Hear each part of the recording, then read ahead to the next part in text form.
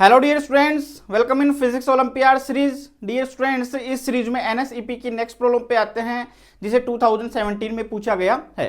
तो देखिए, दो फिगर अपने को गिवन है, फर्स्ट और सेकंड, दोनों के अंदर दो कैपेसिटर लगे हुए हैं। फर्स्ट जो कैपेसिटर लगा हुआ है उसका हाफ पोर्शन इस तरीके से वर्टिकली वो एक डाइलेक्ट्रिक से भर दिया गया है जिसका डाइलेक्ट्रिक कांस्टेंट के है, और सेकंड के अंदर भी सेम डाइलेक्ट्रिक कांस्टेंट से इसको भरा गया है, लेकिन इस तरीके से भराया गया, हाफ पोर्शन ऊपर और हाफ पोर्शन नीचे। अपने को ये दिया गया है कि फर्स्ट के अंदर जो कैपेसिटेंस है इन दो पॉइंट्स के बीच में वो C1 है, और सेकंड में इन दो पॉइंट्स के बीच में कैपेसिटेंस है C2। तो अपने को C1 और C2 का रेशियो फाइंड करना है। तो देखिए, ये कैपेसिटर है, इस कैपेसिटर की प्लेट का जो एरिया है वो A मान लेते हैं अपन, और दोनों के बीच की डिस्टेंस D ले लेते हैं। तो ये वाली डिस्टेंस कितनी होगी, D/2, और ये वाली डिस्टेंस D/2। तो ये दो कैपेसिटर बन रहे हैं यहाँ पे। इसकी कैपेसिटेंस मान लेते हैं C1 डैश, इसकी मान लेते हैं C2 डैश।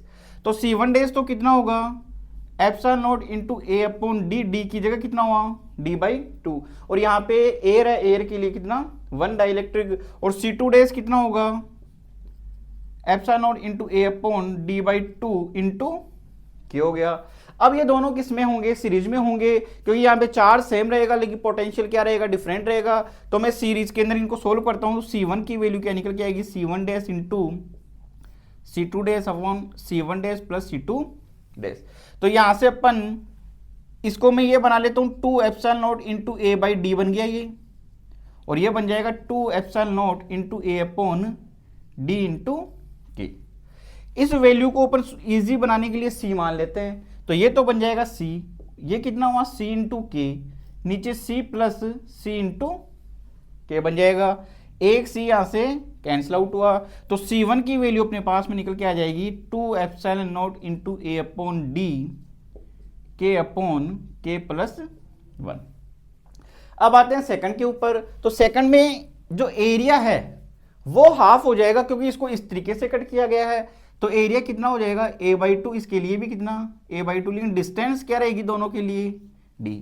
अब ये दोनों कैपेसिटर किस तरीके से होंगे, दोनों एक दूसरे के पैरेलल होंगे। इसके लिए कैपेसिटेंस मान लेता हूँ C1 डैश, इसके लिए C2 डैश, क्योंकि पोटेंशियल क्या रहेगा दोनों पर सेम, पोटेंशियल सेम होगा, इसका मींस पैरेलल में होंगे। तो यहाँ से C1 डैश की वैल्यू तो कितनी होगी एप्सिलॉन नॉट, एरिया कितना हुआ A/2 into D। C2 dash कितना होगा epsilon not into A upon 2 into के। अब दोनों किसमें पैरेलल में, तो इनका टोटल इक्विवेलेंट कितना होगा C1 dash plus C2 dash. तो ये अपने पास में निकल के आ जाएगा epsilon not into A upon 2D 1 plus के। अब अपने को इनका रेशियो फाइंड करना है, यानी C1 अपॉन C2। तो C1 तो कितना है अपने पास में 2 epsilon not into A upon D के अपॉन के प्लस 1, और C2 कितना है अपने पास में epsilon not into A upon 2D, और ये कितना है अपने पास में के प्लस 1। तो यहां से ये कैंसिल आउट हुआ, D से कैंसिल आउट हो गया। तो C1 अपॉन C2 इसकी वैल्यू निकल के आ जाएगी अपने पास में 2K upon 4K upon K plus 1 का होल स्क्वायर। इसका मीन्स ऑप्शन कौन सा हुआ, C।